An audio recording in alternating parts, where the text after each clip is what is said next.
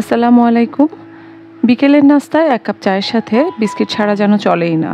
আর সেই বিস্কিটটা যদি বাসায় তৈরি করে নিতে পারেন তাহলে কিন্তু যেমন খরচটাও কমে যায়, তেমনি খেয়েও অনেকটা তৃপ্তি পাওয়া যায়।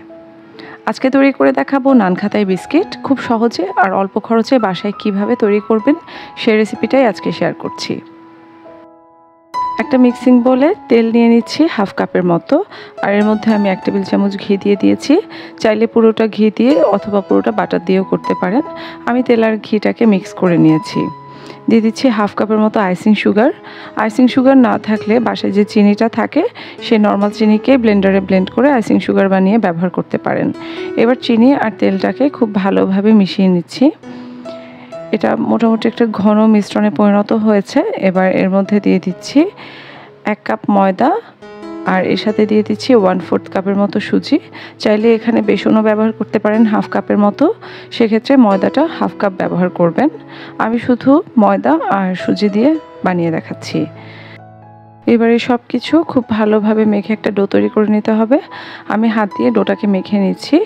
হাত দিয়ে মাখার সময় যদি দেখেন যেটা খুব বেশি নরম মনে হচ্ছে, সেক্ষেত্রে এখানে আরও একটু শুকনো উপকরণ ব্যবহার করতে পারেন। আমি এখানে 1/4 কাপের মতো ময়দা আবার চেলে দিয়ে দিচ্ছি। চাইলে এখানে ময়দার জায়গায় বেসন ব্যবহার করতে পারেন। এবার আমার কাছে ডোটা পারফেক্ট মনে হচ্ছে। ডোটাকে ভালো করে মেখে নিচ্ছি। ডোটা মাখা হয়ে গেছে। এবার এখান থেকে ছোট ছোট বলের মতো নিয়ে আমি বিস্কিটের শেপ দিয়ে দিচ্ছি।